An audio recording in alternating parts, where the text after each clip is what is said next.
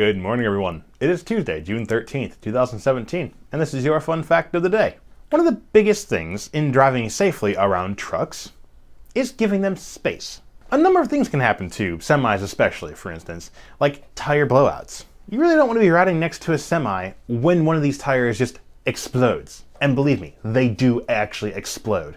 Legally, semis, 18-wheelers, can actually weigh up to 80,000 pounds. Gross weight. That's the vehicle, the trailer, everything inside total. There's not that many tires to distribute 80,000 pounds across. They're under a lot of pressure. Literally.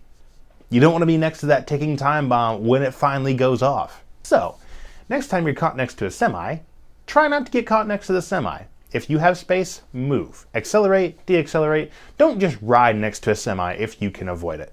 Another thing as far as giving it space is wind. You ever consider just how much surface area is on a semi-trailer, even just one side? When you get gale force winds, or even not even gale force, you don't even need a tornado, just 20-25 mile an hour straight winds is going to affect that truck significantly. When they're driving along, they're driving next to a wall, there's no wind. All of a sudden they're in a clearing, or they pass the wall, trees, anything that was blocking the wind, and all of a sudden the wind just blasts them from the side, they're going to move. That's just physics. Don't be riding next to the semi when all of a sudden he's in your lane because the wind. You can't really see the wind coming. You can anticipate it a little bit if you're being really cognizant, if you're really thinking about it. Oh hey, here comes a clearing, brace myself, prepare to adjust, and even so, they'll still move. It's not like just because the driver adjusted the front tires to keep himself in his lane, the trailer itself won't shift some. That happens. So if you know it's a windy day out, give that truck a lot more space because it's not their fault they're weaving all over the road. It's nature's. Additionally, there's blind spots. Even your car has blind spots. The amount of blind spots on a big rig is insane. Don't ride next to the truck because they can't see you, the tire might blow out, and the truck just might decide, if the wind is strong enough, to, hey, I'm going to take a nap now. Don't be under the truck when it takes a nap.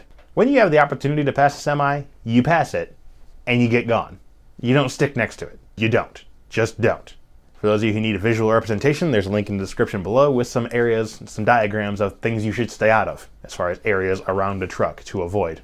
In other news, today is National Kitchen Klutzes of America Day. Well, here's to all of you who consistently drop things that you probably shouldn't. Bowl with all the peas you just shelled, that knife that almost hit your coworker's foot, that porcelain pestle and mortar that you were crushing your peppercorns with, and all of a sudden your peppercorns are all over in a whole lot of porcelain dust. Here's to you and all of your lack of gracefulness, physically.